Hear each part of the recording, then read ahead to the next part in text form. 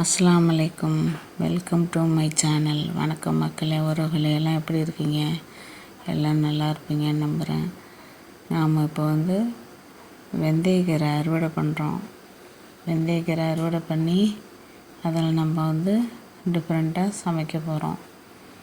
வாங்க வீடியோக்குள்ளே போவோம். இதெல்லாம் மழையில் வீணாக போயிடுச்சு. அது வேறு உரமாக போயிடும். இந்த பாருங்கள், நமக்கு இவ்வளோ கிடச்சிருக்கு. நம்ம வீட்லேயே இவ்வளோ கிடச்சிருக்கு. இப்போ நம்ம கட் பண்ணி இதை வச்சுருக்கோம். கட் பண்ணி அழகாக வச்சாச்சு. எவ்வளோ அழகாக பழப்பழான்னு கட் பண்ணியிருக்கோம் பாருங்கள். இதை கொஞ்சம் நாங்கள் பருப்பு போட்டு சமைச்சிட்டோம். அதை எடுக்க முடியலை.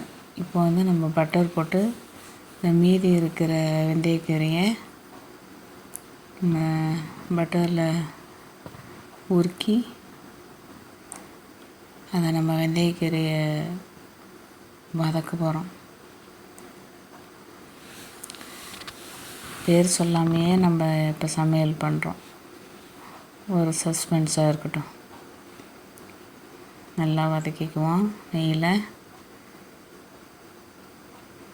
வதக்கி அதில் கொஞ்சம் உப்பு போட்டுக்கோங்க. அப்போ தான் நல்லாயிருக்கும். டேஸ்ட் ஏற்கனவே பட்டரில் உப்பு இருக்கும். நல்லா லைட்டாக போட்டுக்கோங்க. ஒரு சிட்டிகை போடுறோம் பாருங்கள். அப்படியே போட்டு நல்லா வதக்கிட்டால் போதும். பச்சை கலர் மாறாமல். வெந்தயக்கீரையை வதக்கியாச்சு. இப்போது நம்ம ஒரு பாத்திரம் எடுத்துக்கிட்டு அதில் கோதுமை மாவை 1/2 கிலோ எடுத்துக்கிறோம். கோதுமை மாவு 1/2 கிலோ எடுத்து அதில் தேவையான உப்பு போட்டுக்கிறோம், சால்ட் உப்பு.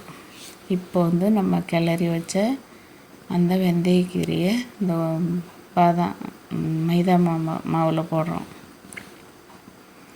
மைதா மாவில் போட்டு அதில் கொஞ்சம் தண்ணி ஊற்றி கிளறி எங்கள் பாப்பா அதில் ஊற்றுது மாவில். நல்லா வளர்த்து கொடுத்து பிசைகிறாங்க. இது வெந்தயக்கீரை சப்பாத்தி. உடலுக்கு ரொம்ப ரொம்ப ஆரோக்கியம், குளிர்ச்சி, முடி கொட்டாது, கண் நல்லா கிளியராக தெரியும். வெந்தயக்கீரையெல்லாம் அவ்வளோ ஒரு குளிர்ச்சி இருக்குது. ரொம்ப ரொம்ப சத்து இருக்குது. வெள்ளைப்படுதலுக்கு நல்லது. இப்போ மாவு பிசைஞ்சு ரெடி ஆகிடுச்சி. நல்லா பிசைஞ்சுக்கணும். இப்போ நம்ம உருண்டை பிடிக்கிறாங்கப்பா. எங்கள் பொண்ணு உருண்டை பிடிச்சி போடுறாங்க.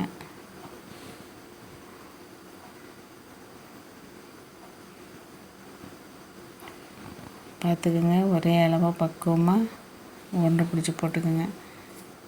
அதோடு நம்ம எல்லாம் முடிஞ்சிருச்சு. வளர்த்துறாங்க. இப்போ பாருங்களேன், அழகாக அந்த இலெல்லாம் பளிச்சுன்னு தெரியும். இப்படிலாம் பிள்ளைங்களுக்கு சமைச்சு கொடுக்கறதுல எவ்வளோ ஒரு ஆனந்தம். அழகாக இருக்குல்ல, சூப்பராக. பிளேட்டில் போட்டாச்சு. எல்லாத்தையும் அவங்க ரெடி பண்ணி போட்டு கொடுத்தாங்க. நான் அடுப்பில் வச்சு சுட்டேன். நம்ம சும்மா வேணாலும் நம்ம சுட்டுக்கலாம். எண்ணெய் போடாமல் சுட்டுக்கலாம், இல்லை எண்ணெய் போட்டும் சுட்டுக்கலாம், நெய் ஊற்றி சுட்டுக்கலாம், டால்டா ஊற்றி சுட்டுக்கலாம், இல்லை சுகர் பார்ட்டியாக இருந்துச்சுன்னா சும்மாவே சுட்டு கொடுக்கலாம். இது உங்களுக்கு வெந்தயக்கீரை சப்பாத்தி ரொம்ப ரொம்ப நல்லதுங்க உடம்புக்கு. இதெல்லாம் பசங்களுக்கு நம்ம செஞ்சு கொடுத்தோம்னா அப்படி சாப்பிடுவாங்க. நானே சுடும் போதிலே 2 சாப்பிட்டுட்டேன் வெறும் வாயில். அது ஒரு தொட்டுக்க இல்லாமல். சுட்ட பிறகு 2. இந்த வீடியோ பிடிக்கும்னு நினைக்கிறேன். லைக் பண்ணுங்கள், ஷேர் பண்ணுங்கள், சப்ஸ்கிரைப் பண்ணுங்கள். தவறாக பேசியிருந்தால் மன்னிச்சிடுங்க. நான் இப்போ பாருங்கள் அடித்து சாப்பிட்றேன் தூள் கிளப்பிக்கிட்டு. இந்த வீடியோ பிடிச்சிருந்துச்சுன்னா லைக் பண்ணுங்கள், ஷேர் பண்ணுங்கள், சப்ஸ்கிரைப் பண்ணுங்கள். நன்றி, வணக்கம். நீங்களும் இதேமாரி குழந்தைங்களுக்கு செஞ்சு கொடுங்க. நல்லா யோசிச்சு பாருங்கள்.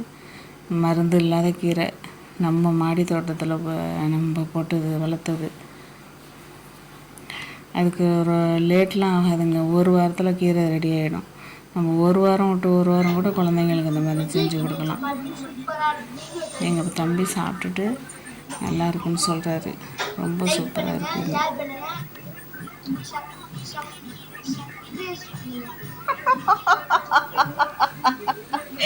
இதை ஃபாலோ சப்ஸ்கிரைப் பண்ணுங்கள். பண்ணுங்க. நீங்கள் இதே மாதிரியே ரெடி பண்ணி குழந்தைங்களுக்கு கொடுங்க. நன்றி, வணக்கம். குழந்தைங்களோட ஆரோக்கியம் ரொம்ப முக்கியம். நம்மளோட ஆரோக்கியம் முக்கியம். எல்லாரும் நல்லா இருக்கீங்களா? நன்றி, வணக்கம்.